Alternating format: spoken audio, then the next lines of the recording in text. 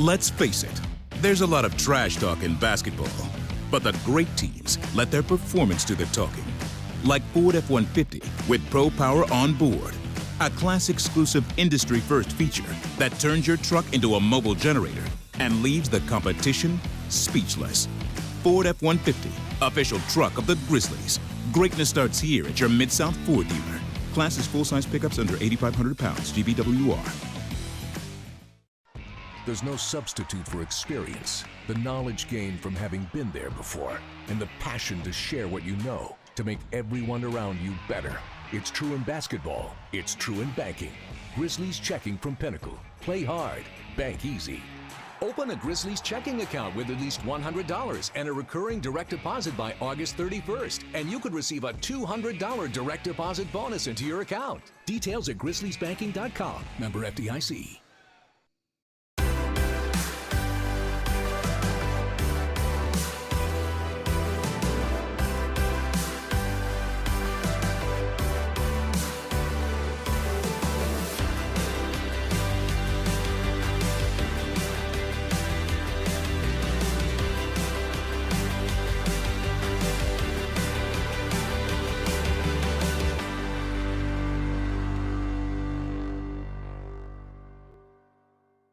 Marge Simpson?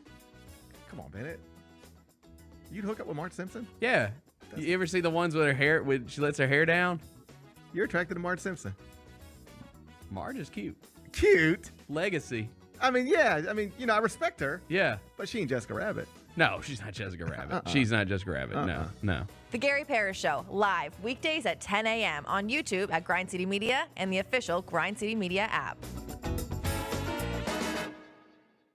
We have another edition. This will be the third edition of the Debate Club. You guys are going to sell a shoe to Mr. Bennett Doyle, our producer over here.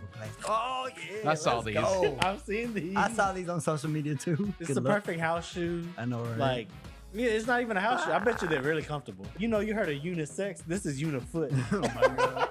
The Sneak Fest Show, live Tuesdays at 2 p.m. on YouTube at Grind City Media and the official Grind City Media app.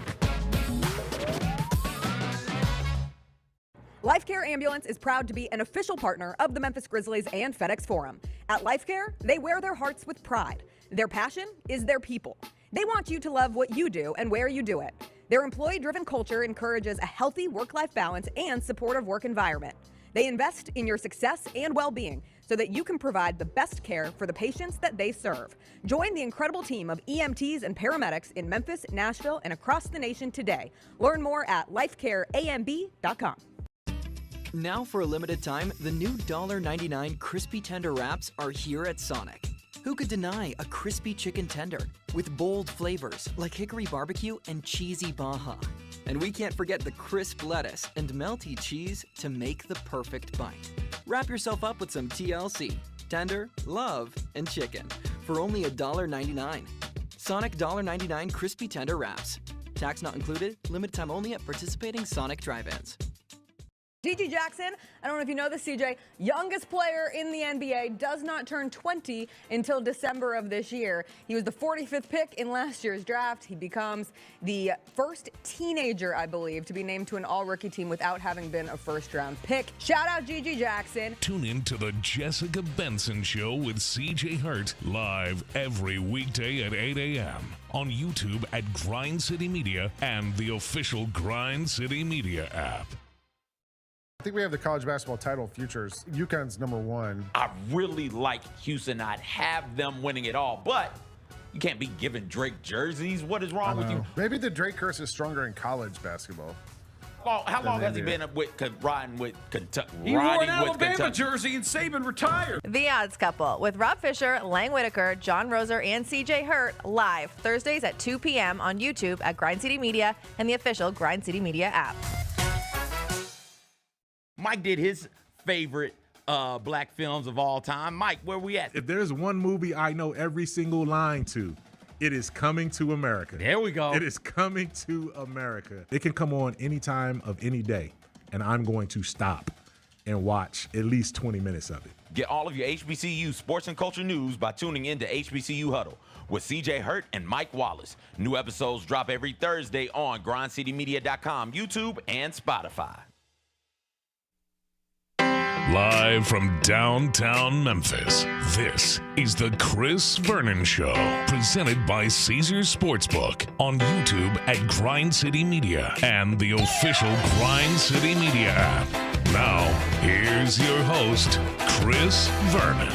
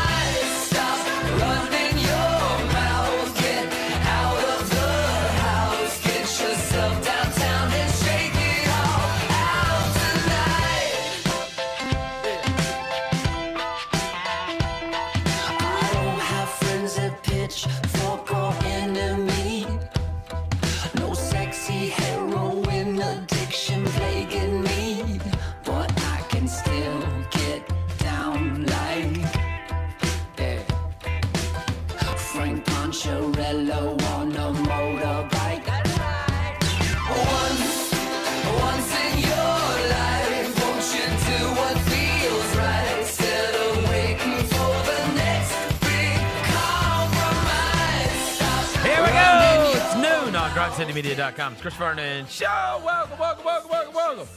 Friday, June 7th, 2024 edition of the show. Today on the show, we had an NBA Finals game last night. Finally, a Finals game that saw the Boston Celtics take a 1-zip lead over the Dallas Mavericks. We will get to that. We'll get to all the news and notes of the day. We'll get you ready for the weekend ahead. It's a Friday. It's beautiful out. Smile. Let's do it. Turn it up.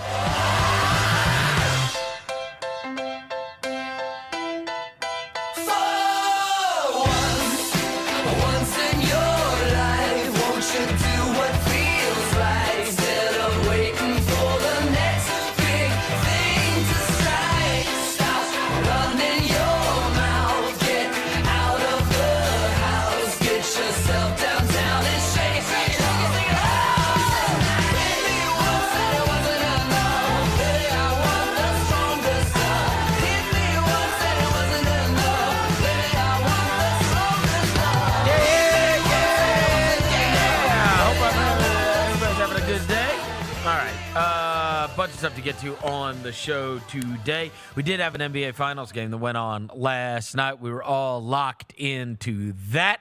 We'll get to it first. Before I get to anything, I welcome John Roser to the show. John Roser, a.k.a. the Cologne Ranger, the Body Spray Bandits in your sack. Johnny Backpolo, Johnny Bearcat, the Grim Roser, John Asparagus, Johnny Descartes, John Lance, John Pistol. He's Yogi Roser. What up? Hello, John. Devin Walker's here. He's the microphone mangler, Senor Quasadilla. Mr. Man. No, he's the reporter. He's the photographer. He's Sir. He also needs his hair done. But you know that history happened in Memphis on February 3rd, 2002, Verno. The first triple-double. February 3rd, 2002? Why does this what does that have to do with June 7th? I know. It's just history. It's just history. I found it on Twitter, and I wanted to tell you about it. The first triple-double without attempting a single basket in college basketball history happened at the University of Memphis. Salute. I found that on Twitter. I just wanted to share it with you. Kalara McFadden, she had the first triple-double without attempting a basket. She didn't take a shot? She didn't take a shot. She did not attempt a bucket. Steals or rebounds, assists, blocks. 10 rebounds, 12 assists, and 10 steals. Wow. Against Charlotte in the Conference USA in 2002. Shout out to Kalara McFadden. I don't know what you're doing right now, well, but that's you made cool history. because it could have been super interesting if it would have happened on June 7th. Yeah. It would have had any. Did Draymond get a triple-double here without scoring 10 points? He did. And it would have been applicable. Instead, you just brought up some random stat that happened in Memphis history in a February in a year that doesn't matter. Hey, but our listeners don't know. Since you're on your Memphis Athletics things, before I get into the finals, I need you to make a public apology to start the show, Devin. What am I apologizing for now? You're apologizing to a man who was. I wonder if there's a lot of young bucks in the social media game. The Sultan of SWAT is Babe Ruth. That was his nickname, the Sultan of SWAT. He had a lot of nicknames. Except King of that Crash. nickname was used in an Instagram post this morning, and it was not for the great Bambino, Babe Ruth. It was for a man in which you need to apologize to, Mr. Walker. Who am I apologizing to now? The great Sultan of SWAT, they say, Musa Cisse has signed with the University of Memphis. I'm not apologizing to that, 10 man. years after his debut. Look at this. The Sultan of SWAT. This man said cookies. He said 10 years after his debut. That's crazy. The Sultan of... Who calls him that? They do. Did they make that up? Look. I gotta make a phone call, man. Nicknames stay around so long that now you reach like a next generation. Yeah. And then it's like, so like I'm watching an Orlando Magic game and Jonathan Isaac blocked a couple of shots and they're like, the Minister of Defense. And that was Reggie White. Like Reggie White was the Minister of Defense. Yeah. There was a huge backlash and people would not go full bore with LT. With LaDainian Tomlinson, right? Because it's like, no. There was an LT. Yeah, it was Lawrence Taylor. And he's one of the 5 greatest NFL players ever. So we're not doing that, right? Yeah. It'd be like if there was another guy, and there will come a time where somebody's trying to call somebody KD. Like, that will happen, right? You know what's happening right now? People did it with Kendrick Davis here. Melo's getting there right now. Oh. So if you say Melo to a different generation, that's right. They think LaMelo Ball. For us, that's right. It's Carmelo Anthony. It's Carmelo for sure. There's only one Melo. So it's happening. It's happening for real right now. Yeah. Well, I can't imagine, and you know, that a majority of the season ticket holders at Memphis Tigers games actually saw Babe Ruth play in person. They were there. They saw him at what's the park over there off of you know, when you go past Vance and you're going like that back. What? It's not Marquette Park. No. The park they Lapidus used to always talk about it all the time. Oh, now I'm sounding like the young guy. Tim McCarver Stadium? No. What was the original stadium where they played? They played college football games there. It's still there. They played college football games there. Rushwood Park. Wow. It's over there off of like if you're like down on like. It was originally built in 1896. Look at is there like a history like of the things that were hosted there? Well, they have a Wikipedia page. Yeah. Look at all the things that were hosted there, dude. like, dude, I'm telling you, Lapidus covered a ton of sporting events in Rushwood Park. He used to talk about it all the time. Yeah, the Tiger football team played there from 1912 to 1928. Okay, he didn't cover that. Babe Ruth played in 1915. I told you. Yeah, he played there in 1915. They were known then as the West Tennessee State Normal School. Yeah, but Babe Ruth played at Rushwood Park, bro. Elvis Presley. 1915. Right down the street. And they saw the game. Yeah, they saw it. And they're like, how dare they call Musa Cisse the Sultan of SWAT? I saw the Sultan of SWAT at Rushwood Park. You know, they ain't got Twitter though, Vernon. That's probably the second worst nickname I saw on Twitter today. Have you seen the worst nickname? Worse than the Sultan? Worse than calling Musa Cisse Babe Ruth's nickname? Yes, we got worse. Elvis Presley performed there July 4th, 1956. Turn up. Boston this is a great segue to the game, but the Boston Celtics won game 1 last night, Verno. But they call Porzingis and Jaylen Brown. You ready for this? Cookies and cream. No. They tweeted. Who did? Cookies and cream for their Twitter account. Boston's? Bro, I'm going to send it to the you. Celtics. That makes sense, actually. I'm not surprised by that. They called them cookies and cream, bro. They tweeted cookies and cream for breakfast on their Twitter account. Their actual Twitter feed. Put it up, Jaylen. I just sent it to you. Cookies and cream, bro. Did they get backlash? Oh, bro, the comments are OD. Give me some. Bro, what? I'll sit this one out. Let's see. Let me see. Yeah, cookies and cream for breakfast, yeah. So who's the cookie here? Let's see. We got a bunch of just like memes. Somebody said cookies and cream. Cookies and Jaylen, I sent it to you. Okay, so look at that. Cookies and cream for breakfast. Okay, so here's the thing with that's a cookie emoji and a glass of milk emoji. That's not cookies and cream. That's just milk and cookies. The Cookies emoji. and cream is like an ice cream flavor. Like it's not, or like a milkshake flavor. Rosa, you're the emoji police now. I'm just saying that's just milk and cookies. That's not cookies and cream. A lot of comments like, "Hey yo, what?" Somebody said, "Y'all never beat those allegations." Excuse me. Yeah, bro, they on Boston ads this morning. They won the game, but So Pritchard and Hauser be cream and cream? double cream. Double cream? Yeah. Yeah. Whoa, that's crazy. But you can't use that on a Twitter account. Cookies and cream, and you already know you're in Boston, bro. Like, come on, what are we doing? Okay. Know your surroundings, Boston. Y'all have a great Twitter account. Y'all's video team is phenomenal, but be better. This is one of the things that I talked to Kevin about last night because we had the luxury of not rehashing everything a day later. We did it right after the game, right? And so everything is very fresh as we are talking about it. And one of the things that I had written down in my notes was if you watch the last 6 minutes of the first quarter of that game, you would have seen what appears to be the most devastating basketball team on earth.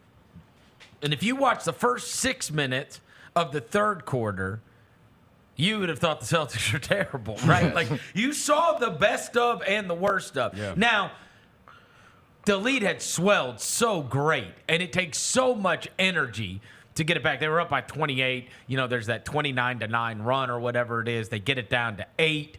Next thing you know, it balloons back up. And that's all she wrote. I likened it to you're pushing the boulder, and then you get it all the way to 8, and then it just collapses back on you because it's like, bro, it is taking you so much energy just to get this thing at 8. Now, to be able to sustain that and to get over the hump. And the other thing is they had some guys really stand up. But, man, watching that first quarter, as soon as Porzingis came in that game, I was like, bro, what?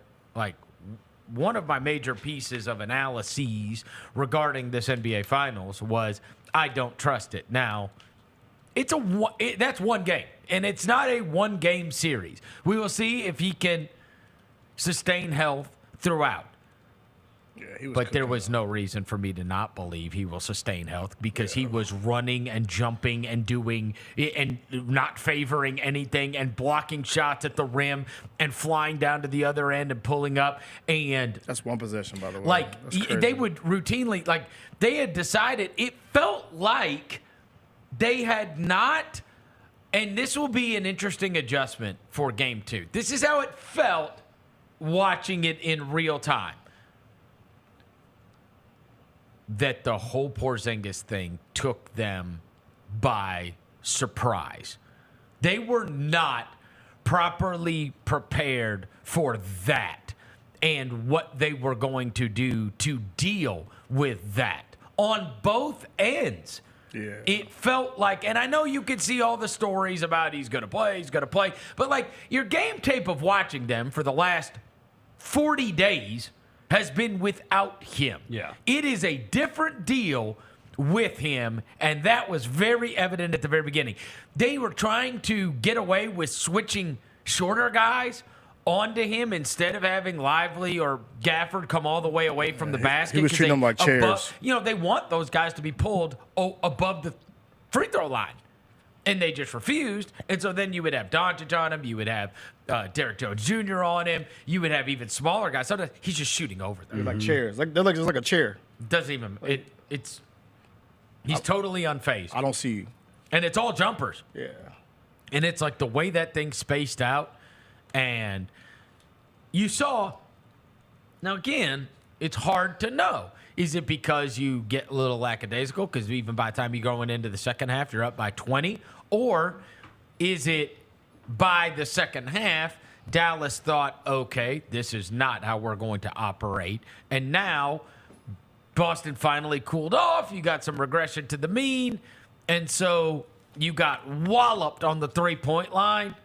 But which is more indicative, right? Like they clearly, if they're dropping 60-something and a half, you're in deep crap. Yeah. And it doesn't matter if they only get whatever it was, 46 or 45, whatever it was in the second half, because they topped over 60 in that first half. But it's very fascinating to watch because it feels so contingent upon that 3-point shot going in. And when it's, you know, you play the numbers, and they had 7 guys with multiple 3-pointers, and that was the first time in NBA history. They had a 17-point lead by the end of the first quarter, biggest which was biggest NBA history. The biggest in NBA history. And I thought that the whole tsunami that took place really happened when Porzingis checked into the game. And he was by far the best player in the game. It's like fresh legs for real, bro. It was He crazy. ain't played the NBA game in how long? 40 days? 40 days, yeah. Yeah. He was at the absolute apex. He was better than he has been. Yeah, let's fresh legs get you that. He missed 10 straight games. Yeah, fresh They legs. said, I think they said 37 days. Yeah, fresh legs will get you cooking like that. They shot, the 3-point shot you said, the Celtics shot 41% from 3 in the first half. And they won it by however many they were up by at halftime. And then it was about 21. Second half, they shot 33% from 3, and they lost the second half by 3. Now, some of the second half really didn't matter. Like, they all called off the dogs with like 5 minutes to go. So, but I had this number last night on the mismatch that they are. Sean Grandy, who is their outstanding radio voice, had this stat: 32% being like the line. So if you say 32% or below, 32% or above, okay, as the line of demarcation. They now, if they have shot, because they shoot such a high volume. They shoot it, right? They do. They get them up. If they shoot 33% or above in a game, they are 69-8. They shot 38% last night for the game, yeah. And I think the number is 32 or below. They're like 8-12. Sheesh. So it is like fly. Something like that. Yeah. And they had it's a losing record, obviously. They But had 7 guys hit multiple threes last night. Like if they have it's seven, never happened. It's never If happened. they have 7 guys hit multiple threes, like Dallas, it don't matter. Like nobody's beating them. They've been the best team in the league all year for a reason. One of the other I thing think is, defense too is a big thing too. one of the things we talked about, Holiday was everywhere. Yeah, they took away one of Luka's superpowers, bro. One of his superpowers was being able to be a creator, and they literally just took it away. No corner threes, no lobs. No, they couldn't. So I heard Windhorse say this, that Luka, he had 1 assist in the game, but that's not the crazy thing. He only had 6 assist chances in the game. Like the potential assist? The potential assist only had 6 the entire game. They took away one of his That's superpowers. crazy. You know, and we've talked about how there's different ways to guard these superstars. Do you decide, like Oklahoma City did, which is we are going to dedicate the extra attention, and if P.J. Washington kills us, and if Derrick Jones Jr. kills us, and if Derek Lively kills us, then okay, we'll live with that. We'll live with the results. Or do you do what Minnesota did, which is, and they unfortunately let both Luka and Kyrie go off simultaneously, but you didn't hear about those role players a ton.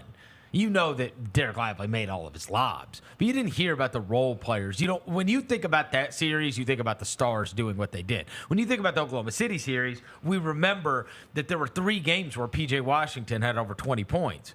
We remember there was 2 games where Derrick Jones Jr.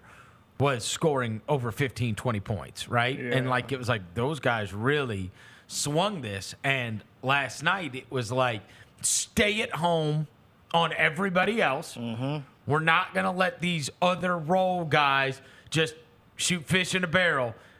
And then what they did, which Minnesota had more difficult time with, but Oklahoma City actually did a good job with, was making it very difficult on Kyrie. Mm-hmm. Because now it's all jumpers. You saw how much Porzingis changed that. Yes. Kyrie goes to the basket, and Kyrie finishes or he throws lobs. those aren't available when Porzingis is in the game. I thought, He's 7'3". That's what I thought. And he just eliminates That's that. what I thought. The exact thing. Porzingis, the points were awesome last night from him, but defensively, that's the difference. He's Like, one of those it's dudes, bro. He's a tree. lot bigger than what and people that's what I give him talked to credit Kevin for, bro. about. If it's not Kyrie, who is getting the other big number? Exactly. It has to be. It has to be, bro. Yeah. What, a PJ Washington 20-something? You need it. You need it. You I'm need just somebody. saying, like, Kyrie has to be, great too. Yeah. They both do. Yeah. Defensively, look, it's hard to judge because you don't know what the final number would be because they kind of waved the white flag the last half of the second or the fourth It was quarter. like 5 minutes left. Yeah, 5 minutes left. I got it, but I don't hate the number. It wasn't like you could say, well, it would have been 120 something or whatever. Yeah. But like, as I told you yesterday, 110 or below is manageable. Yeah. I think you could convince yourself, like, hey, man, if we give up 107 points, we can win games. No, they're going to be okay. I think Dallas is fine. I thought what is it? Was it J.J. Redick or Doris? I can't remember which one said it, but it was like when Luka missed a step-back three with Al Horford on him, and they're like, Al Horford is a perfect 2-for-2 at defending Luka on these last couple of possessions, and I'm like, bro, Luka's gotten the shot. He's just missed him. But like he dribbles into it. He steps back. He takes the three, and he's there. I'm worried about Dillis on the defensive end because like that broadcast last night. Oh, it was horrible. Remind me about that. So like because the last two series, so you went Oklahoma City. When you played Oklahoma City, there's one person in Oklahoma City that can't shoot, so you're allowed to play help. When you played against Minnesota, there's one person on the court that can't shoot, so you can help. With Boston, bro, it's 5 dudes out there. It's like a pro-am team. They all can It's shoot. 5 dudes out there that can do everything. Yeah. So I'm watching them last night. This is like Luka on the ball, letting dudes blow by. You got to rotate. Boom, boom, boom. 3 ball. It's like, yo, what are you open? What are you doing? And it's open too. It's open every time. So And I was watching it. I was like, it looks like guys are scrambling every possession. So I'm like, yo, if y'all gonna do this, you gotta lock in. I know people gave Luka and Kyrie so much love for defending. Like it was at least 8 possessions I saw where Luka let somebody just blow by him and he's just standing there, not even backside rotating, just like, bro, you gotta rotate. Yeah. So like I watched it, I'm like, you can make some adjustments, but I'm a little. Look, game 2 is going to be the one that tells us the story of the series. Yeah. It is, because Dallas will make adjustments. They will, for sure. The things that bothered us and were a big problem for us in game number 1 will no longer be a problem once we fix those. That's what you're saying to yourself if you're Dallas.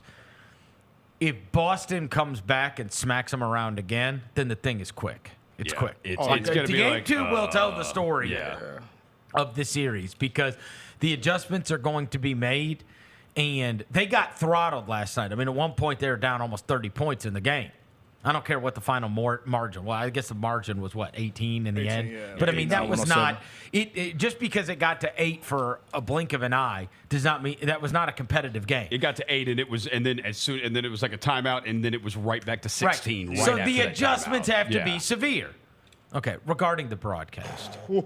Let me just say, number 1, that studio show is. I don't understand. And I'm saying this as a basketball fan. I understand advertisements. I have worked in the media for a long, long time.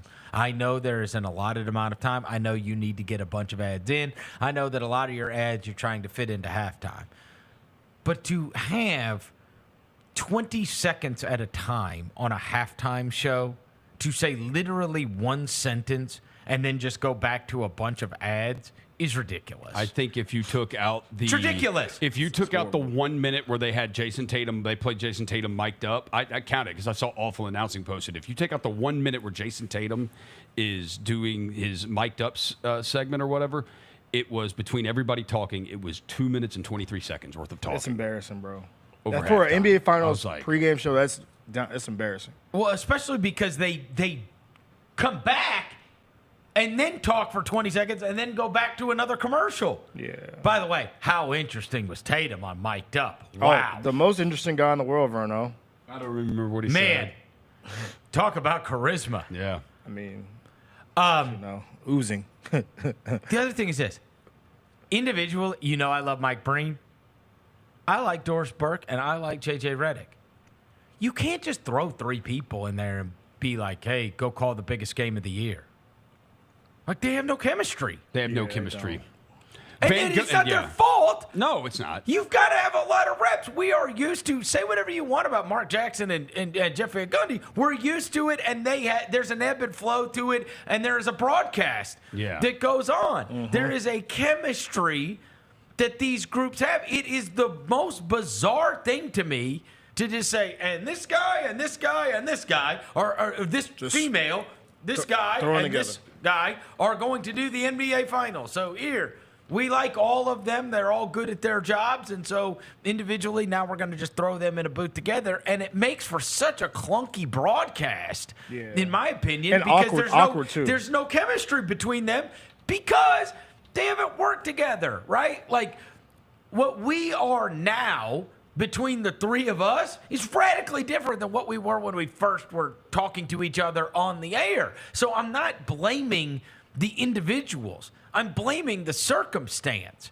right? Like, why is that? The other thing is Doris last night spending hours on end convincing me that Jason Tatum doing nothing was awesome.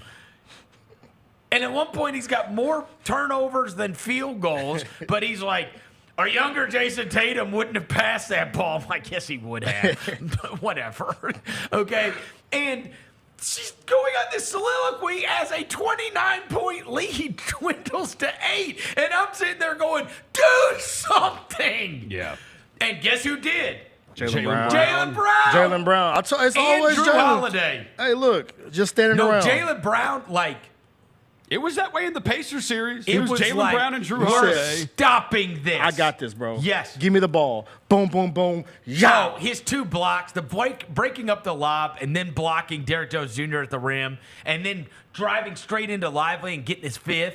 Look, these are all big turning moments that actually got the crowd back into it because that crowd got freaked out. Yeah, they did. When it got to 8, they were a little, got a little oozy. Oh, because we were all watching it going, holy crap. Yeah. This is crazy. They were up 29. Why is this at 8? By the way, could have been a lot lower than 8. They missed 2 wide open threes. Yep. In and out. Wide open. One of them was in Dallas and out. missed a couple. Dallas missed a lot of wide. Kai missed a lot of wide night. open shots last Oh, night. you'll love this. Kyrie and Luka. Shot quality, Dallas 105, Boston 104. Oh. That doesn't surprise me. That doesn't surprise me. I got an even better stat. And what they make, 7 threes?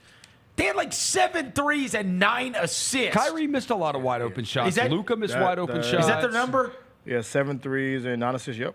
9 assists in an NBA game is nasty. Dude, 7 threes and 9 assists. Those are literally the only 2 facts you would need to know. Mm-hmm. That's crazy. Yeah. How bad that is. Yeah. It's unheard of. I mean, it's a little bit of scheme, a little bit of just missing shots, but you know. I think Kevin said that somebody posted last night that the Celtics had more threes last night than the Bulls had in one of their entire finals. They did. What? And the 91 finals against the Lakers, they only made 5 threes the whole series. Man. The whole series? That's crazy. The whole series. The game Do is you different. know that I charted it last night in the first, because that was an avalanche in the first quarter. There were 7 minutes left in the second quarter. So that would be 17 minutes, right? The first 17 minutes of that game, Boston took 23. Yeah. In 17 minutes, they took 20. I think they were 9 of 20. They get 'em up. 23s in 17 minutes. And they were probably like almost wide open too, probably. They were getting some wide open shots, bro. Wide open. And like they were bum hunting Luka, come around that screen. Luka, what are you doing? Bop, bop, bop. Oh, you don't want to help? Bop, bop. Sam Hauser, bop. I'm like, speaking of bum hunted, boy, how about my boy Pritchard 7 minutes? Holy, no, every bro, time Luka he came might down, as well had a hat on. Luka was like, "Hey, come on over here. Come on, bring your little ass over here." Hauser held up. He did. He was He held up. Hauser was fine. You see what Jrue Holiday? Team Cream. You see what? Team Cream. You nasty. You're wild. Team Cream. You see what Jrue Holiday said after the game? Even our white guys defend. Yeah. Racist. That's not racist. Y'all ain't So racist. Y'all ain't good at defense, if you go by just y'all not statistically good at defense. if you go Usually by when you go to plus LA minus, Fitness, then you see the white dude. You say, "Switch, Racist. come on over here." if you go plus minus, the best five are Tatum, Brown, Holiday, Porzingis, and Hauser. That was their 5 best out there last night. Holiday, Brown. Yeah, Jaylen Brown, Jason Tatum, Jrue Holiday, Porzingis, and Hauser. Those 5 on the court. And then you say Jason Tatum name, right? Yeah, he's in there. Because you see the Jason Tatum stat. They're 5-0 when Jason Tatum shoots below 40%. They are 5-0. 5-0. Oh, I'm sure Doris Burke would credit him with the victory. I love Doris, but I have no idea. You know what it is? It was super I thought awkward, about it. bro. It's awkward. It This was is what's super happening. It's because it's gone so far. The criticism's gone so far that it's people also telling you, trying to remind you that, yo, this guy still does like other things on the court that are really good. And this is what is disgusting about this. I agree. Criticism's gone too far. This guy is a great, great player. Yeah. And too many people talk about what he's not rather than what he is. Yes. I always talk about that, right? I am guilty of one of the other players that this has happened to, though. And this is what dawned on me as I'm listening to Doris and I'm listening to the broadcast, and they're convincing me that how this is a mature Jason Tatum that is doing this. It's like, it's like that anything the least bit positive then is going to be over-exaggerated because it is a response to people that are overly critical, okay? And that is Gobert mode.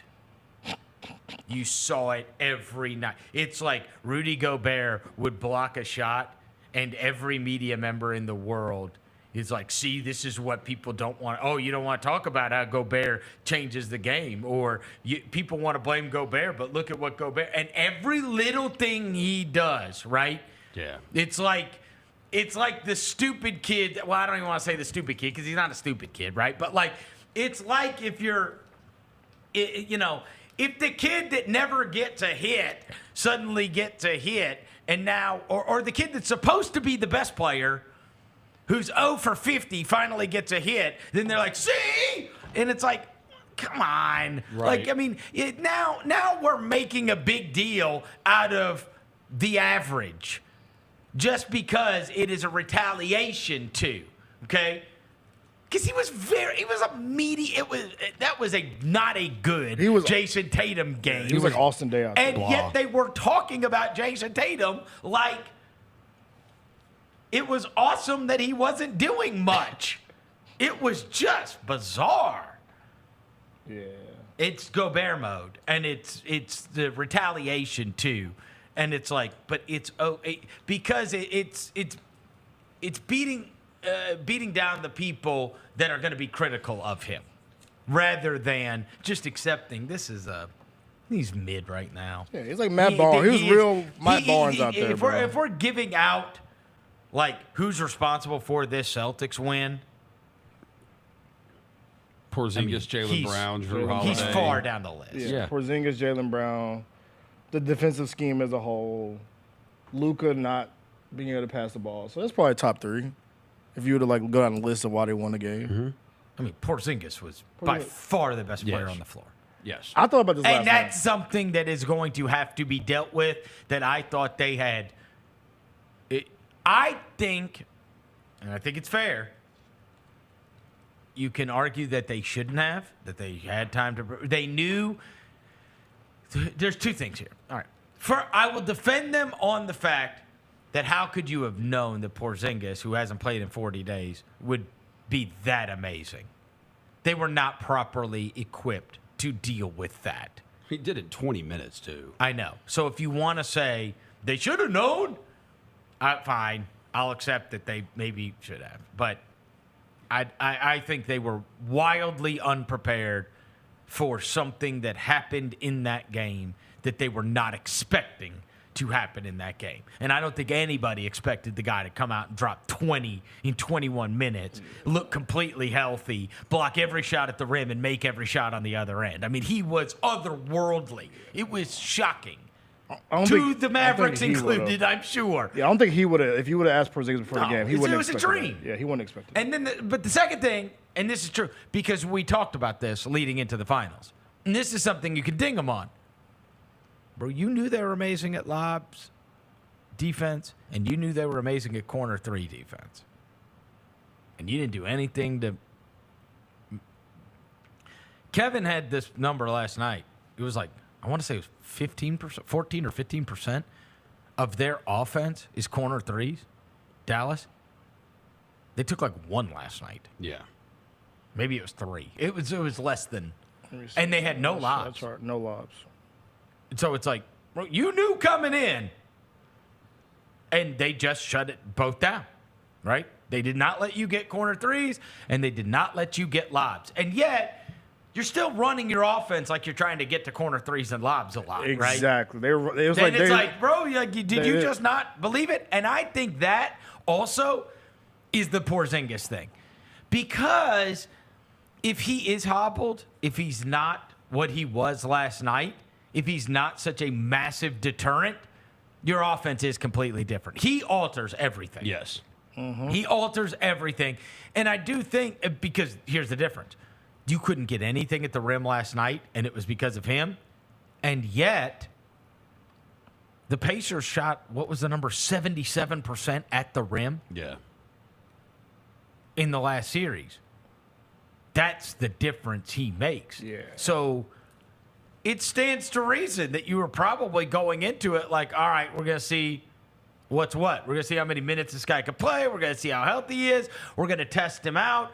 We're going to try to pull him away from the basket so that he can't stand in front of the basket over and over. And those were some of the threes that they missed too, Roser, that you were talking about. Those wide open ones. That's drop coverage, swing, wide open. Like they're trying to do the same thing on the other end, right? With the Porzingis deal, which is pull me all the way away from the basket.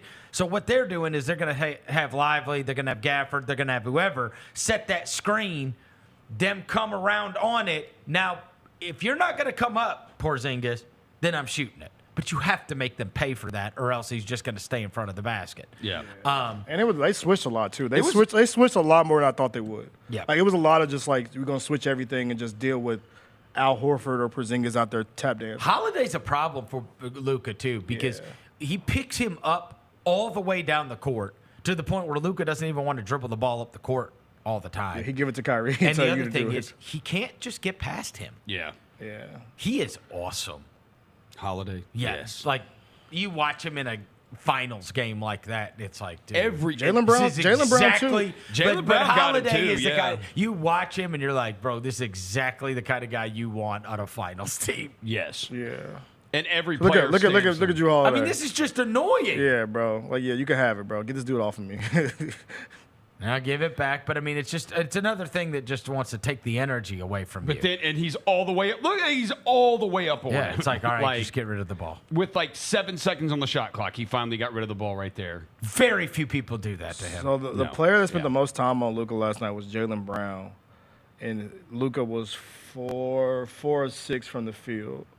He was 1 of 8 versus Horford because they switched a lot. They was 1 of 8 versus Horford. Yeah. And that's not going to last. He's going to torch you. That's going to turn into They kept getting to that switch that they wanted to. He just missed shots. And it was the step backs. It was the It also, was even when he went to the rim, a million of those. Yeah, that's right. He was missing free throws too. I was like, bro, you all right, bro? Yeah. Jaylen Brown missed free throws last night. Yeah, a bunch. I mean, if you Dallas, bro, like and Jaylen Brown dunk was amazing. Yeah, it was.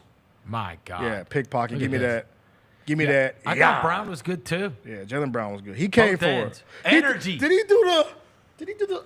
I got him strapped. Yep. Energy. Oh man, yeah, he with it.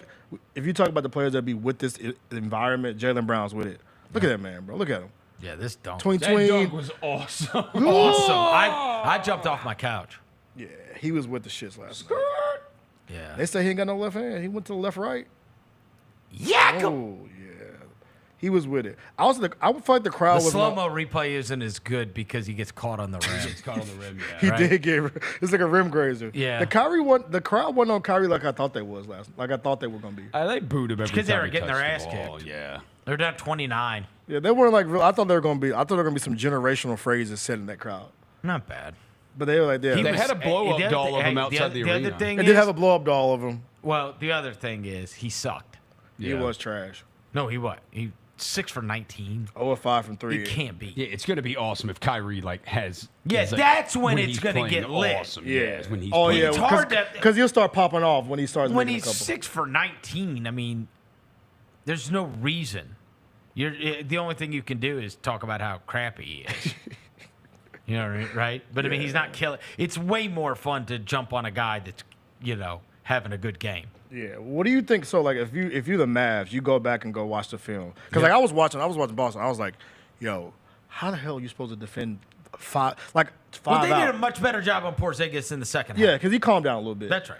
Like, how do you defend the 5 out, 5 playmakers, 5 dudes that can just let that joint ride? Like, do you try to help and get back, or like, what do you? I think part of it is that you're going to look. There's going to be a numbers game that takes place. I don't think that you could play nearly as much of the boxes and elbows, and I thought you saw them stretch it out a little bit more in that second half. The contests have to be better. They have to, you know, because you just saw. I told you that they shot those 20. Of those 20, how many were not wide? I mean, they're wide open. Wide open. Yes. 'Cause I even thought the Avalanche could have been even worse. Right. The other thing is you're going to have to pull away that big from the basket. I also think Heath did a lot of feeling out. You're shortening that rotation. Mm-hmm. There's no use for some of those guys. You wanted to see Josh Green, Maxi Kleber. can't do anything. He doesn't need to be out Dude, there look either, at the bro. end of the He first can't do half. anything. The end of the first Sit him half when down. they got in transition, it's like the final 25, 30 seconds of the first half. Dallas got in transition, and Maxi Kleber catches the ball on the right wing and doesn't look at the basket, and he is wide open. And told you. And he waits for his teammates to come down and then just passes. I mean, the big I'm thing like, is You can't shoot. Sit down. And the other thing is this: you've got to turn them into drivers on many more possessions. Close out hard. Yeah. You've got to. You just do. And Yeah, that's the they're, possession. look, Look they're at this uncomfortable dude. doing it, but in the end, they do. come on. You're a shooter, bro. He didn't even look at the basket. Didn't even look at it. He didn't even look at the basket. Here, you've got to turn them into you've got to turn them into drivers more often because what they're comfortable doing is swapping that ball around, swing, and getting the open three. And what they don't want to do is take a large percentage of their shots from inside. So you're going to have to sell out some on this. I think they've done, up to this point, they've done very good on rim protection all the way. In the case with Porzingis, you're going to have to take that big man and just say, okay, we're willing to let our guy get away from the rim. That's it. And if it costs us at the rim, then so be it. It's 2 points. But what we're not going to do is let that offense ride from out there. And so it's hard. Yeah. But because your star's got to be the other thing is engaged. you've got to keep your guy Lively was way out of sorts. That was a rookie in his first NBA Finals game and was way inside his own head and frustrated. He could not get a handle on the ball. He could not catch any lobs. The foul and thing, he was fouled. the foul thing kind of messed up, especially those last two. You could tell he was getting visibly and Jaylen frustrated. Brown took advantage of it. Yeah, he was visibly frustrated. That's right. Like he was like, "Yo, what?" And it wasn't a foul, but what? Like, bro, you got to keep your head, Rook. That's it. You got to keep your head. But that's the thing, and I think they are going to have to pull those guys away. Especially, I don't think they were ready for Porzingis and how they were going to deal with that. Yeah, that's when it. I think nasty, they're man. fine with Horford taking 1,000,000 threes. That's fine. Oh yeah, you can shoot. It's the Porzingis issue, right? And we can't just have him shooting over everybody. I mean, he is, bro. That's one thing I don't think people realize. We talk about all the time. The dudes that are bigger than they. Dude, he is so tall. Oh, dude, no. He is he's the biggest human, bro. The craziest is his rookie year. Yeah, Knicks, right? Mm-hmm. They only come here one time, but he came here, and I will never forget the show we did after that. Because, at that time it was the unicorn. Everybody's talking about the unicorn, right? and he was playing power forward for the Knicks at that point. With Daniel Gafford, huh? Oh, it was the Knicks. Okay, you Yeah, said the Washington. Knicks. The Knicks. Okay. And he was standing next to Zebo. And I mean, I remember coming out of the show next day being like, okay, bro. Yeah. Towers over Zach. Like, towered over him. It was wild. Yeah. Wild. He's one of those dudes where you got to. Because Zach's like one of those like 6'10", listed at 6'10", who ain't 6'10". Yeah. He get a good 6'7" on a good day. Right.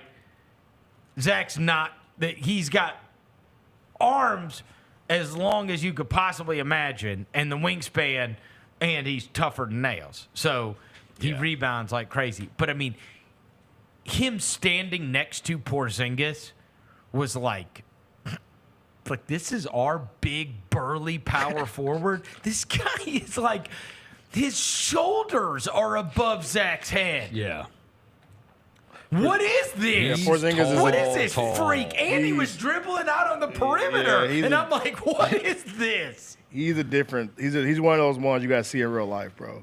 He's the other one that also, there's been 2, maybe 3, maybe 4 now, with if you want to add in Isaac, over the years that have made Jaren not look long and athletic. And it's Porzingis, Mobley, Evan Mobley, Mobley's definitely one of and them. Isaac. Yeah. Those are really like the 3 that when you watch them, you're so used to Jaren just being so much taller and longer than these guys. And then, because he's 7 foot with a freaky wingspan. Yeah. And then you see these other guys and you're like, whoa now. Like there's other ones that look like this. Yeah.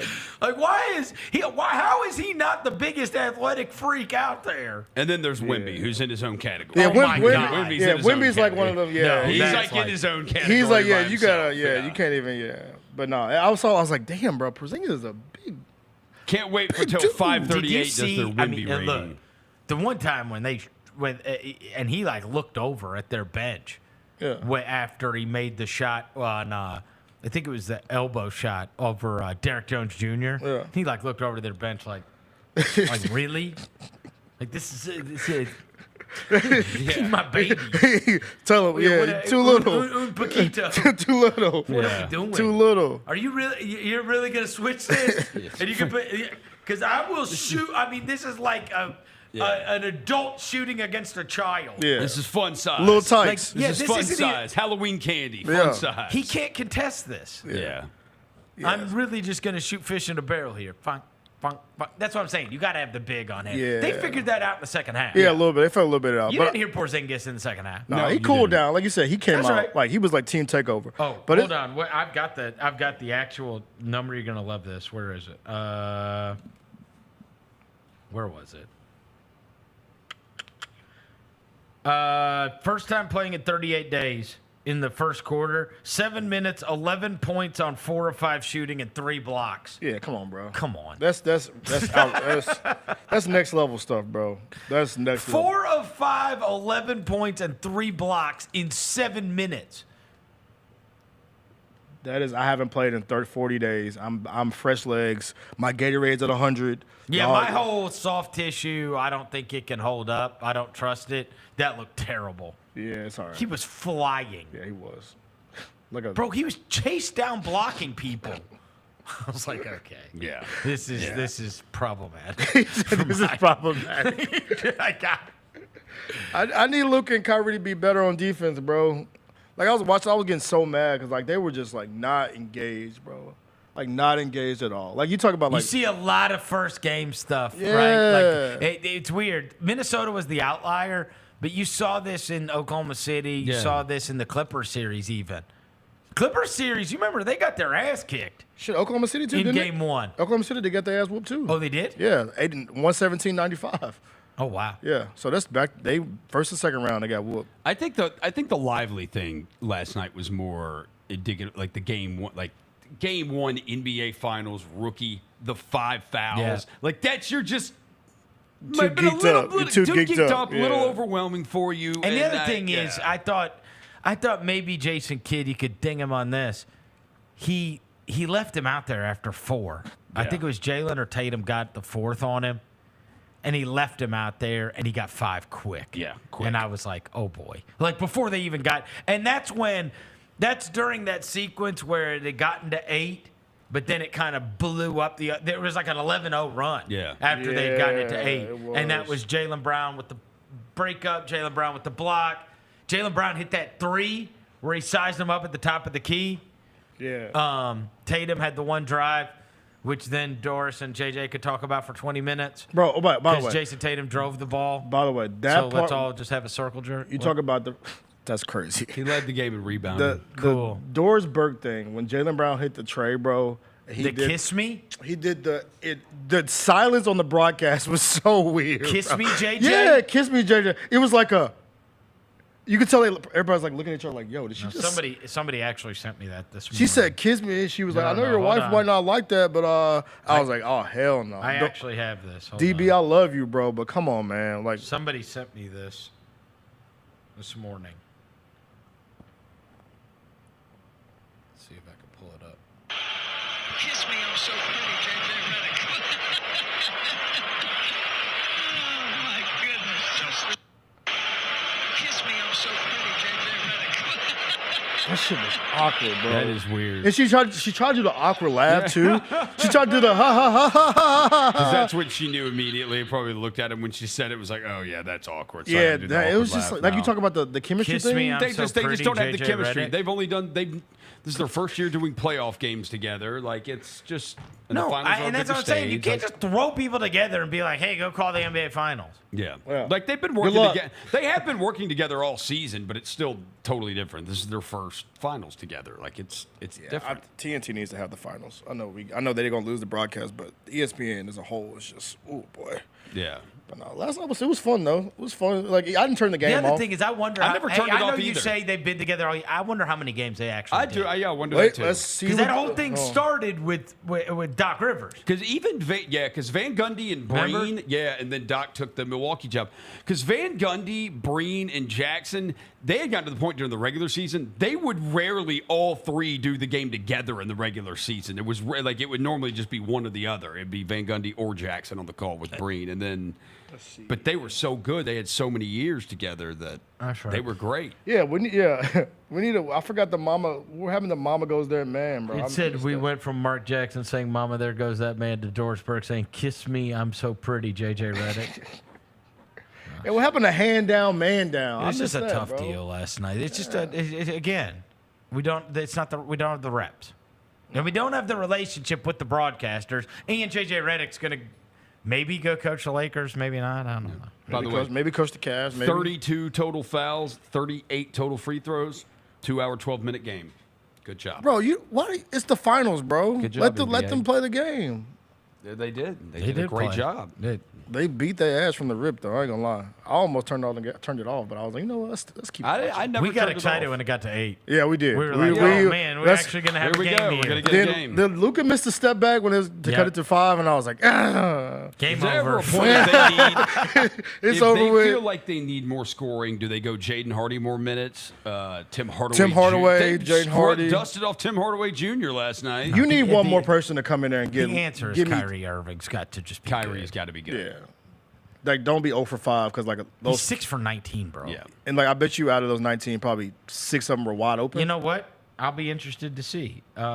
Based on the shots he took last night. let's see what his his shots shot did not quality go in. Nah. But I am fascinated to see. Typically on that shot quality report, it will say, based on the shots they took, how many more points was some guy expected to make. Let's see here. All right. So that was last night. Oh, actually, it was 110 to 110 on the updated shot quality. So it was an even game based upon the shots. Dallas was expected to score 12 more points on finishes at the rim. Kyrie Irving, based on his shots, was expected to score 10 more points than what he scored. But I feel like, can you do that with Kyrie though? Because Kyrie makes some crazy ass shots. I know. Because even that double team fader he made of Al and who was it? Al and somebody else. Yeah. Like a normal human being's not making that shot, bro. Because Al hit the ball, he caught it and still shot it. Dallas Mavericks were expected to score 9 more points on 3-pointers. What were they? 7 for what? 27. 27. So 10 for 27. Still not great. Not great. Yeah. But make a couple threes. Make a couple more the threes. Celtics were 16 of 37 from 3 if you take out Pritchard's 0 for 5. Pritchard was expected to have 8 more points than he had. And because them jumps was probably wide open. Of course they were. Butt naked threes out there, bro. Yeah, he was. They shoot nothing but butt naked threes. So it's interesting. The shot quality report is that the game was an even game. It's not that Pritchard was expected to score 8 more points. It was Pritchard was expected to score 8 points. He did not score. He did not score. 7. He Boy, didn't was score. over 5 from 3, bro. He did not score. Man was over 5 from 3. It was nasty. Tough night for our guy. Yeah, make sure you say Shout y'all. out Hauser. Shout out Hauser. Hey, the kids. Santi Aldama Memorial catch and shoot. Shout out to the no dip 3, the bro. no dip 3. Kids, go work on your no dip 3. I know you kids see Steph Curry. Work on that no dip 3, bro. That thing is lethal, boy. All right, let's take a quick break. We'll turn around on the other side. Chris Vernon Show. When it's all on the line, you turn to the strong, the stable, the unwavering. To those with a history of raising their performance, to meet the moment. It's true in basketball. It's true in banking. Grizzlies Checking from Pinnacle. Play hard. Bank easy. Open a Grizzlies checking account with at least $100 and a recurring direct deposit by August 31st. And you could receive a $200 direct deposit bonus into your account. Details at grizzliesbanking.com. Member FDIC.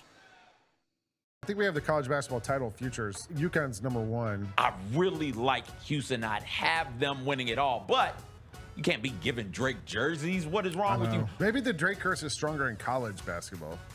How long has he been riding with Kentucky? He wore an Alabama jersey and Saban retired. The Odds Couple with Rob Fisher, Lang Whitaker, John Roser, and CJ Hurt live Thursdays at 2 p.m. on YouTube at Grind City Media and the official Grind City Media app. G.G. Jackson, I don't know if you know this, CJ, youngest player in the NBA, does not turn 20 until December of this year. He was the 45th pick in last year's draft. He becomes the first teenager, I believe, to be named to an all-rookie team without having been a first-round pick. Shout out G.G. Jackson. Tune in to the Jessica Benson Show with C.J. Hurt live every weekday at 8 a.m. on YouTube at Grind City Media and the official Grind City Media app. Now for a limited time, the new $1.99 crispy tender wraps are here at Sonic. Who could deny a crispy chicken tender with bold flavors like hickory barbecue and cheesy Baja? And we can't forget the crisp lettuce and melty cheese to make the perfect bite. Wrap yourself up with some TLC, tender, love, and chicken for only $1.99. Sonic $1.99 crispy tender wraps. Tax not included, limited time only at participating Sonic drive-ins. Life Care Ambulance is proud to be an official partner of the Memphis Grizzlies and FedEx Forum. At Life Care, they wear their hearts with pride. Their passion is their people. They want you to love what you do and where you do it. Their employee-driven culture encourages a healthy work-life balance and supportive work environment. They invest in your success and well-being so that you can provide the best care for the patients that they serve. Join the incredible team of EMTs and paramedics in Memphis, Nashville, and across the nation today. Learn more at lifecareamb.com. If you look at it as far as the number 9 pick over the years, there's been some pretty good players that have surfaced at number 9. Of course, Dirk Nowitzki, who won a championship. There's been a lot of great guys, but who knows if there is a great guy in this draft. Hey, Grizzlies fans, be sure to tune in to Grizzbeat, where the panel and I break down all things Grizzlies and take a look at the rest of the NBA as well. The show is live every Wednesday, 2 p.m. on YouTube at Grind City Media and the official Grind City Media app. Marge Simpson? Come on, Bennett. You'd hook up with Marge Simpson? Yeah. You ever see the ones with her hair, when she lets her hair down? You're attracted to Marge Simpson. Marge is cute. Cute? Legacy. I mean, yeah. I mean, I respect her. Yeah. But she ain't Jessica Rabbit. No, she's not Jessica Rabbit. She's not Jessica Rabbit. No. The Gary Parrish Show, live weekdays at 10 a.m. on YouTube at Grind City Media and the official Grind City Media app.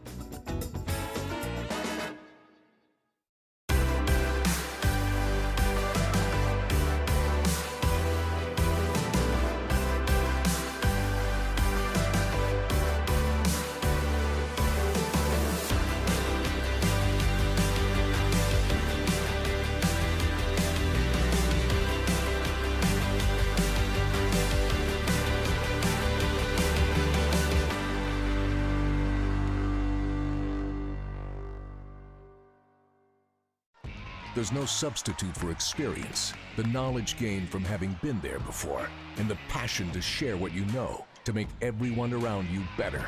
It's true in basketball. It's true in banking. Grizzlies Checking from Pinnacle. Play hard. Bank easy.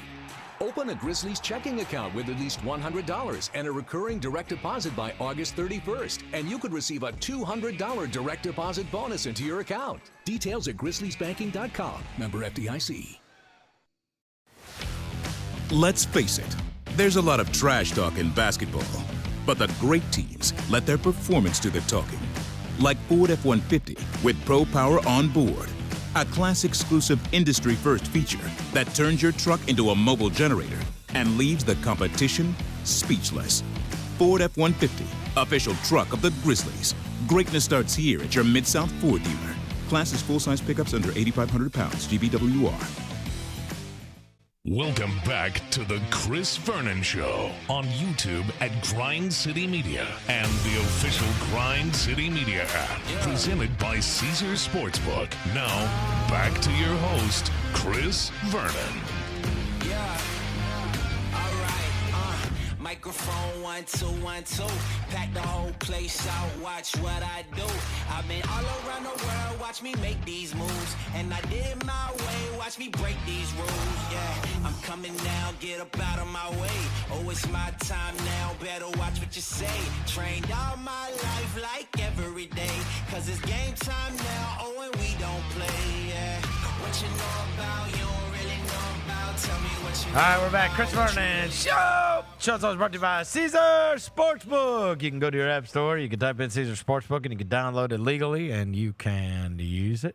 In the state of Tennessee, new users get up to $1,000 back as a bonus bet if you lose your first wager using the code GCM1000, GCM1000, Caesars Sportsbook. I did see last night where they had the stat that teams that win game one go on to win the series 70% of the time. Oh. That's what they said. Well, we have a line on game two. We do? We have a line and a total. Last night, the total went way, way under the 216.5. They hit 196 last night. I told you. Yeah. We had this discussion yesterday, and I said, look, if I am Dallas, I do not want this thing going high. Yeah, Dallas needs Boston to, when they got it going their way, Boston was ice cold in the third quarter. That's right. Dallas is able to then score, set their defense. It's variance. They do not need to play up tempo with Boston. No, it's also variance, too. Look, when they make it, it's very Rockets-esque, where those Harden Rockets were devastating. When Eric Gordon's bombing threes on you and Trivia Reza hitting the step backs and all these guys, like they're just bombing away on you. And you're like, what the? And then when they go 0 for 27, it ain't so sweet. Not so sweet. Right? And it's exactly what happened last night. You saw that first quarter, it's like, oh my God, this is an avalanche. Yes. You saw that third quarter, you're like, man, this is an ISO ball. It was tough. Right? Yes. It looks ugly. It does. Make or miss league. That's what It they is. say. Make or miss All right, league. so we have a line on game two. So last night was 6.5. They obviously covered that by a large margin. I'm going to say they made the line the same because they don't know what to do with it in terms of getting people to bet on it. It's close. It is? Close So to I the said same. 6.5 again. It is 7.5 at a couple places, but it's mostly So I might land on 7. 6.5 by the time it's all mostly said and 7. done. The total has gone back to what it was originally for game one before it got bet up. It is 214.5. You know, they weren't able. They were never able to get a beat on it in Vegas with Dallas in that Minnesota series. You remember? Yeah, it was going so Telling far you, like, left, they Or so the far right. Minnesota-Denver series, they were never able to. Oh, that's right. Minnesota-Denver, they never got it. So many of these games were decided by large margins. I guess Minnesota better. Maybe it was the Dallas series that I was thinking of, right? Where it was just those games were not did not come down to the wire. No. And they just were off. Remember, there were 3 of the games that were off by 30? Yeah. There were a lot of blowouts. It's unheard of, and they were all off by double digits. Minnesota-Denver was crazy. It's a 7-game series, and they were like all blowouts. Well, and all you 7 had games first. and road underdogs won outright. 5 of them. Yeah, in 5 of the games, which was crazy. So, anyways, yeah, obviously the series. Now, I did see where the Porzingis odds to win MVP cratered. Like, it was high, and now it's like plus 500 or something like that. Something crazy. Where did Jaylen Brown's go crazy? Because was this already high? Jaylen Brown. I mean, Jaylen Brown was going to be up there. I mean, look, the guy. Look, it's theoretically you got to win 4 games, so a lot still left to take place. But Luka and Tatum are the overwhelming. I mean, anybody else is long shot. Right. Was coming into the series, but now that's what I said. Porzingis' number just went way down. Yeah. After game number 1, I mean, there's nobody that could have watched it. I mean, again, the first 7 minutes were a friggin' mixtape. It was a career mixed career mixtape for some people. He was like hanging on the rim. He was hitting step backs, and he blocked 3 shots in 7 minutes, if you got including chasing somebody down. If you got like a time traveler, bro, and like showed them that just like that was like the first basketball game they ever watched, they would think that's the greatest basketball player to ever touch a basketball. There's no question. Yeah, Porzingis is going crazy. So now we have to wait until Sunday night. Sunday night is going to be Sunday night's going to be game 2. And as I said earlier, that's going to tell the story. Yes. I'll tell you what I think about the way the series is going to go based upon what Dallas does and what they come out looking like in game 2. And we also know that Boston has been known to let down their guard. In game 2. And the thing is, one of the reasons that I like Dallas's chances is because if the games are close, they've got Kyrie and Luka. But, I mean, the best way to not have to worry about that is to be beating their ass. And that's one thing Boston does better than crunch time. don't. If you're up by 20, you ain't got to worry about crunch time. Don't at all. And that's the team that does it better than anybody. Oh, yeah. And beat the crap out of you is Boston. Yeah. No, and they've got some crazy. I mean, look. And Dallas Their stats were their stats all year long. Yeah. And that Porzingis wrinkle was like, he sure looked healthy to me. He did. He didn't look hot at all. I thought he healthy. might come out looking like OG Anunoby. It made you feel, the way he looked, it made you feel like that he probably could have played like game 3, game 4 against Indiana, and they just didn't because they're like, we can beat this. We can beat these dudes without we can beat them without them. Yeah, right. I'm ready to see what because Jason Kidd always makes adjustments, so I want to see what they're doing again too. Okay, so one of the other big stories, and we covered this yesterday, was the Dan Hurley thing. Like, okay, how does that just like happen as a huge Woj bomb yesterday morning, and then it's like I guess they're gonna talk this weekend or whatever. But I was thinking to myself like what is going on here? Because I get that, like, you can go and talk to your college team, and if he leaves, then they can transfer in 30 days. But, I mean, could you imagine the amount of phone calls the UConn roster is getting today? Crazy. I mean, recruiting the hell out of players. I mean, and it's like, what if you – I just feel like by the time that comes out, and everybody's – cool with it leaking by the time it comes out, it's like either are you life is leverage thing and you're building up the leverage here, or are you like really going to go and coach the Lakers? Because if you're really going to go and coach the Lakers, like, I feel like you need to make that decision very quickly and just say, all right, I'm leaving. Like, dangling around with a team that just won 2 national championships in a row and has got a bunch of guys that every school in the country would want, man, I'd be freaking out if I was a UConn fan. He's literally flying to Southern. He's in L.A. now. Like, he flew there to meet and I guess visit the facilities. And the amount of money they're going to have to pay him. Brinks truck. Either way, he's getting a nice I'll pay bet raise. you this. I'll bet you he gets more than $60 million. I don't think there's an amount of money that would Either way. If they gave him, $80 million, I just think that it's a matter of what is it going to take to get this guy away? He doesn't. Again, life is leverage. He doesn't have to leave. No, and he's also he can just stay there. Well, And he also knows like now too. Okay, well, cool. You're going to pay me more than what I'm making at UConn, but by me meeting with you, UConn's also going to give me more than what I'm making from them right now. So whatever your offer is, you might want to. I also up it even more. wonder if this is a sign that they know LeBron may go elsewhere. LeBron may leave. Yeah. Yeah, so they're trying to shift to the next generation. Right. The Cleveland thing's real. And the other thing is, is this going to be the next era of Lakers basketball? And so we're just starting it with a new head coach, and this is the head coach, and this is the way this team is going to run. And we're,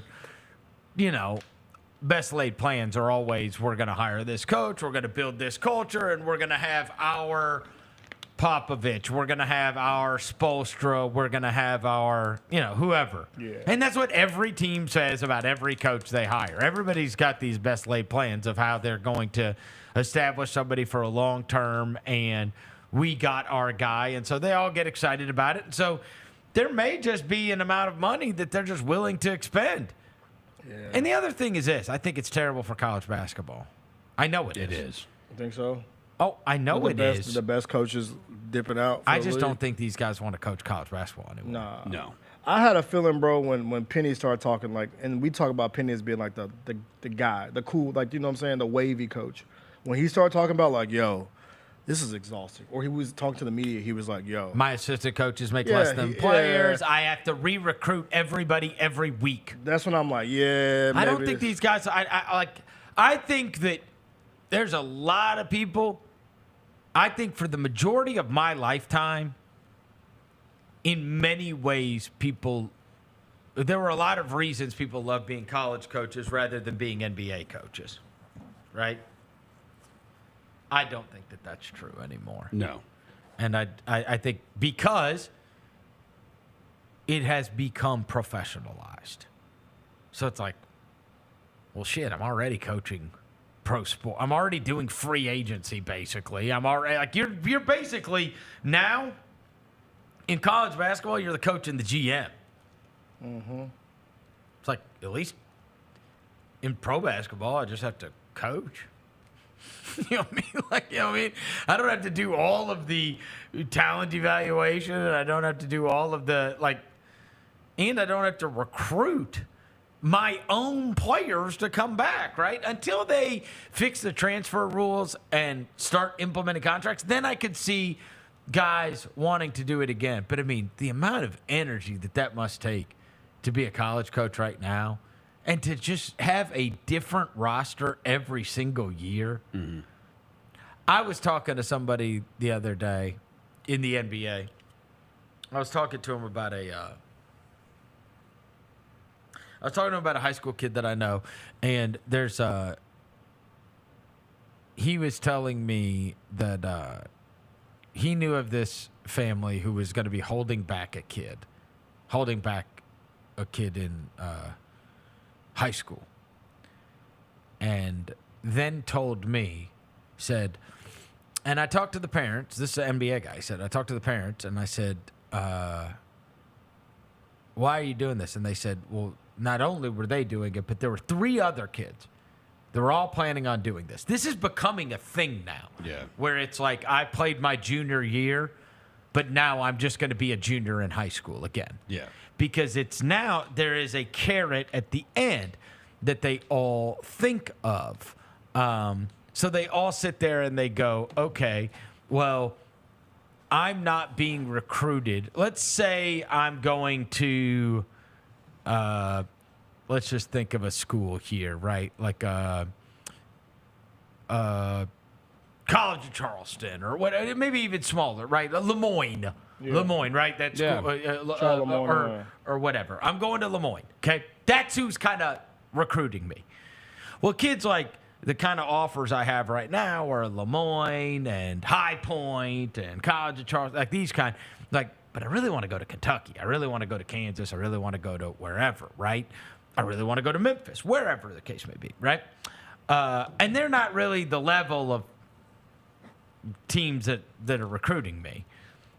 So what I'm going to do is I'm going to just go to high school for another year. And then by the time I'm a senior the next time around, then all of these teams are going to want me. And what the guy was telling me was, this is why that is so misguided. And this is somebody that deals with players as well. He says, for 90-something%, until all of this changes, he said for 90-something% of these kids, that's where they're going to go. That's the school, that's the level of school they're going to get recruited by, and they're going to go. He goes, because if I am a college coach right now, I'm getting 24-year-olds. I'm getting 25-year-olds. I'm getting all of these. That's where I'm getting my guys. That's where I'm getting my roster. I don't have to wonder if you're going to be good at guys. There's going to be the elite of the elite, the Cooper Flags, the AJ DeVance, these whatever, right? Yeah. He goes, but everybody past like 50, like, you should be fine going to wherever school that you're going to go to at the beginning, and maybe you can go from there to wherever you want to go. But you've got high school kids now that aren't getting recruited by the same big schools that would normally recruit. That's because the big schools don't want freshmen. It doesn't matter if you go and play an extra year of high school basketball. It doesn't matter. Yeah. They're not going to want you then either, because they want the 23-year-old. They want seniors. They don't have time to develop you, bro. They ain't trying to develop you, bro. I'm not going to develop. You have proven you are a good college basketball player. Yeah. So that's where I'm getting mine. So now all those small schools, they're all feeders for the big schools. If I'm awesome at these small schools, now I'm going to the big school after that, right? But a lot of kids haven't changed their mindset to, I'm going to go to the small school and then that's how I will get to the big school. They think I'm not getting to the big school straight out of high school. And that's where it's misguided, because they're not going to be getting to the big school. The big school, that's not where they're going to get players anymore. Yeah. Go look at Penny. How many kids we got coming in? Shit. How many freshmen are going to be coming in? I think probably like 2. Maybe? I don't even know. 2. And that's Memphis. Yeah. And that's a team with no roster. We're bringing back Musa Cisse. He committed to Memphis in 2004. They announced today he's coming back. It was a long time. The Sultan of SWAT. Let's see. Bro, Musa Cisse played at Lausanne with Marc Gasol. Oh, my gosh. Arkansas has a recruit coming in named Boogie Fland. Oh, Boogie Fland's awesome, Fland's too. Nice, yeah. Arkansas got players. He's been around for a They while, also got bro. the Brazil kid coming back. Yeah, look. He announced he's coming back. I'm trying to see where Memphis recruit, where their ranking Captain is. Zesty. They have in 247, they have... And all that? 247, they have nobody. Or was it after all that? Nobody in the top 100. Is that Karl Anthony Towns? Yeah. Stop, bro. Stop, bro. After all that? Yeah, stop, bro. Oh, here we go. Zesty. Jared Harris from Silsbee, Texas. A 3-star kid, 6'2", 160. That's 3-star. Memphis's highest-rated freshman coming in. 3-star, bro. Okay, and all we did for the first 20 years of my career here was talk about how are we going to get the highest of the highest players. That kid from Atlanta. Are we getting the kid from wherever? It's like, this kid came in on a visit. This kid came on a visit. It's like, bro, they don't even want you anymore. Nah. They're trying to find the 23-year-old from Tulane. Seriously. Yeah. Like PJ Haggerty was a freshman, but he was like, you said he played 1 year at Tulsa. So Penny was like, I see you can play. Come on over here. Hey, I swear to God, I had a college coach. Duke's the only team recruiting freshmen, the top freshmen. I forgot to tell you guys this. I had a college coach last week tell me that if you... Oh, no.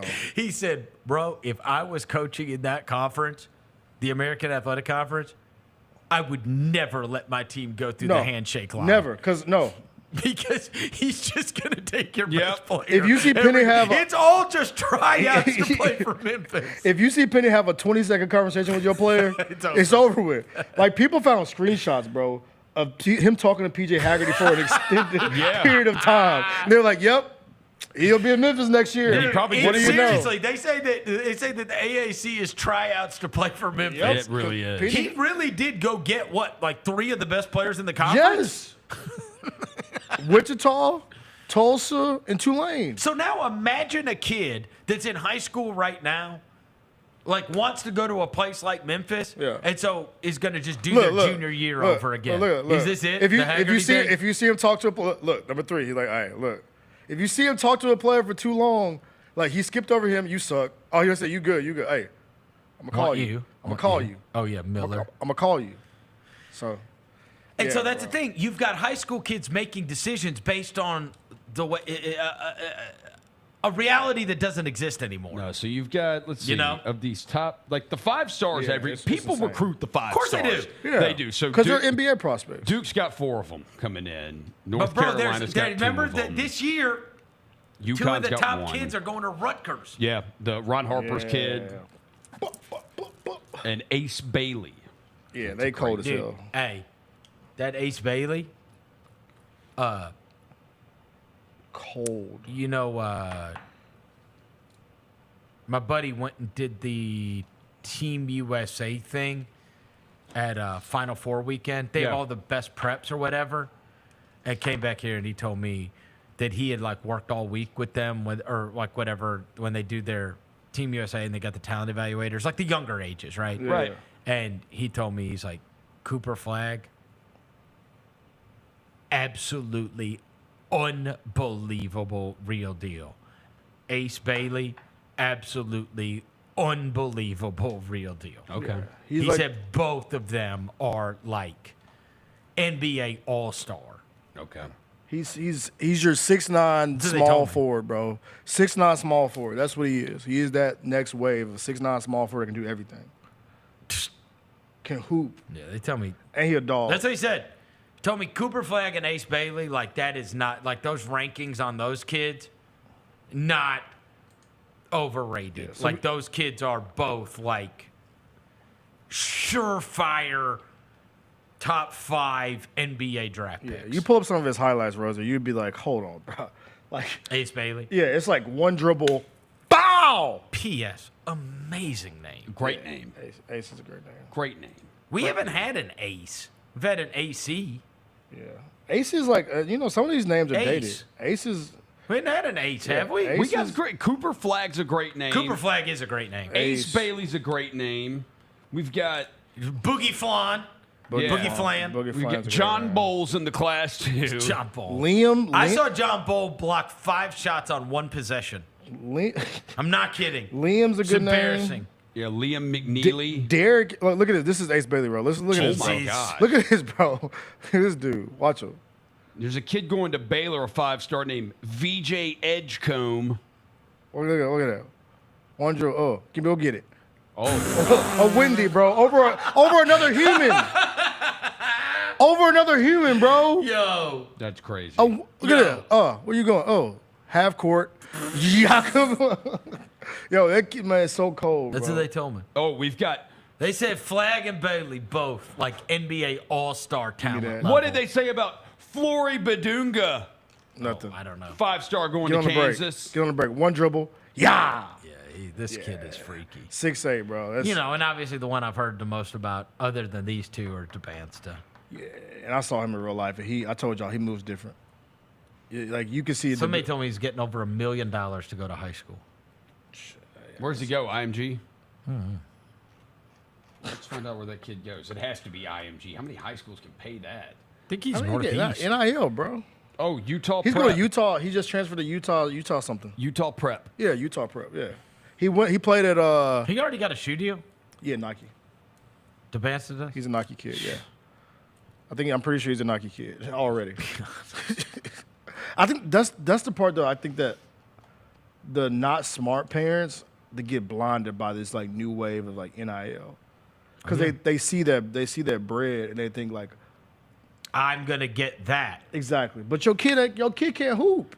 Or they just don't understand that, like, this. They don't want to take that first step. No. They want to get the big bag. I'm telling you, they're going to pull. I've talked to coaches. Yeah. They're I'll give you an example, okay? They're getting blinded by that bread, man. Huh? They're getting blinded by the bread. I'm going to give you an example here. Let me see here. NCAA.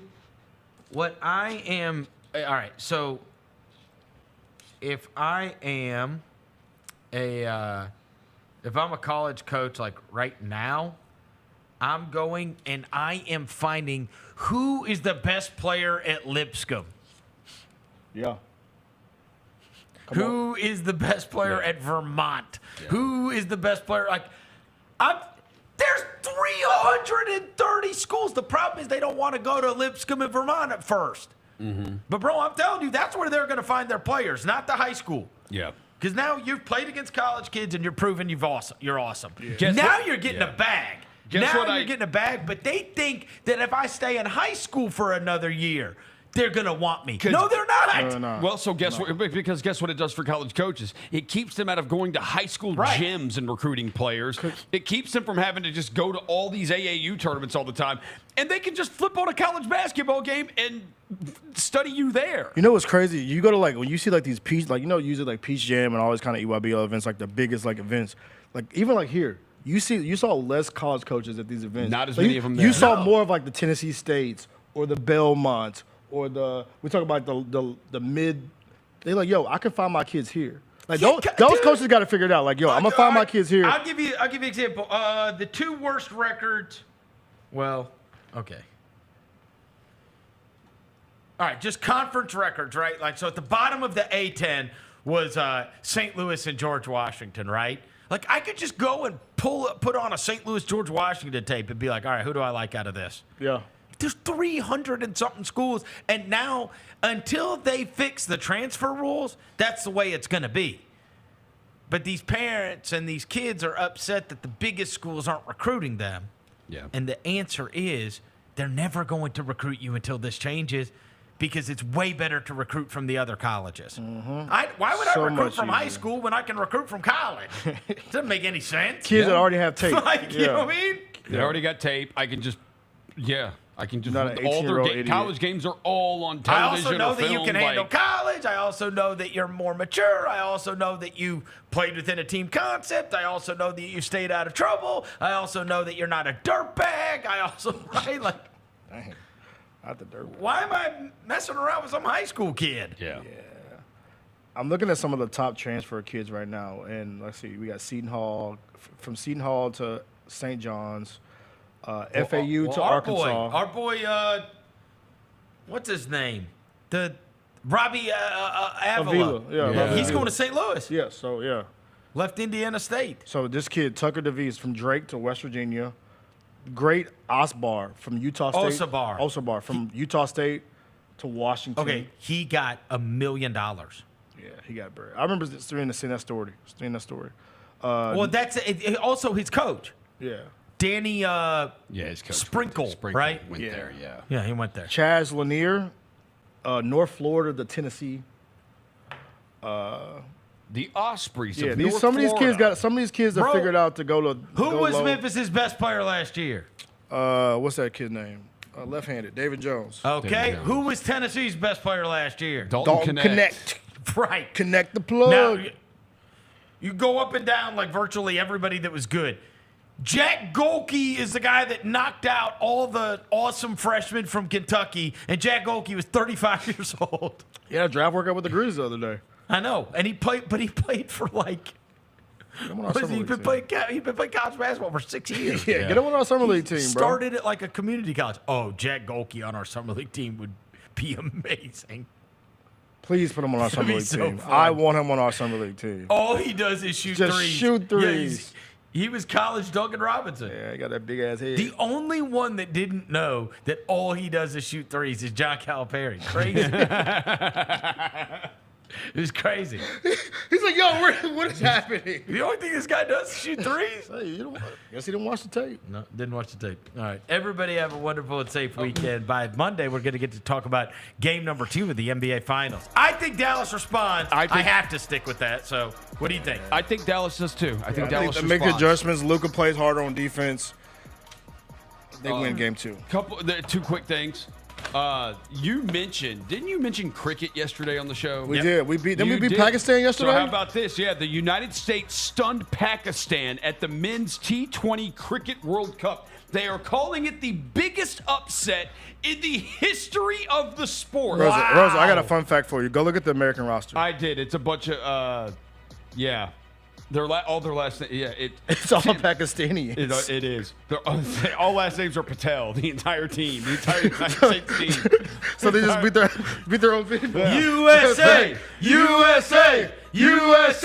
Hey, also today's Pat Sajak's last show. Shout out to Pat Sajak. His last Wheel of Fortune is tonight. Who's taking his place? Ryan Seacrest. What, he is? Yeah, I think it's Ryan Seacrest. Damn, Ryan. You already got to take Dick Clark's place. Yeah, he's taking all the jobs. Damn. We need somebody to fill in. Let somebody else have a job. Yeah, bro. It's either him or Steve Harvey. He got all the jobs. Steve Harvey really be doing everything. Yeah. You can't turn on a channel without Steve Harvey being on it. See, and Kevin Hart. Yes, Kevin Hart too. Yeah, Kevin Hart. By the way, for our younger audience, they're about to do a sleepover with Kai Cenat, Kevin Hart, and Drewski. Can't wait for it. Be funny. Can't wait. Oh, Rosa, you look at me like you don't know what also, I know who that is. Him and Kevin Hart are doing. Is it in like the Oompa Loompa room? Also, before we get out of here, as we're closing out, happy 11th birthday to my beautiful daughter, Haley. Happy birthday, Haley. Today. Turn up. Celebrate. Yep. Big Barbie party tonight. Can't wait. Let's go party. Oh, yeah. Let's go Barbie. It's time to party. Is the Stanley Cup Finals tonight? I don't know. We don't know. I've got plans. Yeah, I'm going to watch high school basketball. So there's the Penny Hardaway camp is going on at Memphis Sports Event Center. I'm about to I kill that cookie cake dough. Oh, yeah. That sounds fire. Turn up. We'll be back on Monday. Everybody have a wonderful, safe weekend. Until then, we gone.